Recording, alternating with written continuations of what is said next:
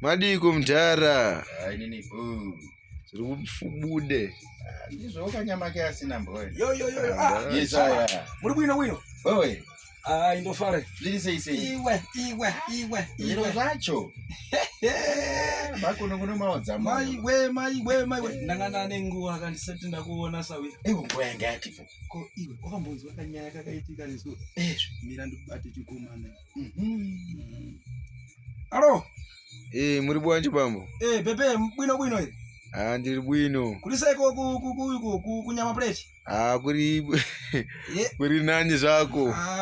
Kuno kudoipa ndira mdara izvezvi. Ari seko mdara wangu. Mdara red mdara taura na mdara. Mano. Ndiri ndiri nani? Akomana ndiri kubvura umutwa moyo wangu kujungunuka kufaraso. Ndamba pombonoka pandanzwa voice renyu mukuru. Ndasangana nezve nemukomana uyu. Ari seko ngomana uyo? Anga abvura Ndinezve. Kuita tsemazi naye huku. Ngomana uyo. Ngubinga ine. Nasi. Aiwa ndafara mdara. Zvino ari kuti ashamboondigochesa. Inongozwa nekubvura kuda nguruwezve. Mutumbiwetse. Manje yemupostori kubuli nguruwe. Mina ntarisi. Ashaona kuti ungonditire nyaya kana unitengera ashe mutumbi webhurera ukuwetse.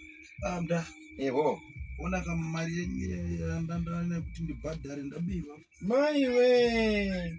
Wati kuita zvekudzane nedi. Ndara mwana timani. Saka ndakabvura kudingitsa kuti pane zvendishaita neiyo nini iyoyo iwo watubva wati kwai mari arase mari shamwari mira ndongokate foni pena rudzashe mdara ngaita budise mari kangomani buditsani mari bambo mtongo ndaisa pakati pematisha iwe palibe ungoisa apa pena utoisharisa wepo kutisisa zviri ipapo zve mai mdara munozofunga kuti ndiri tsotsi mdara nanyamusizve nada sini tsotsi zvino mira mda ndibate uyu fanake ikuramba futi hapana kana $5 palibe maiwe mtsadaro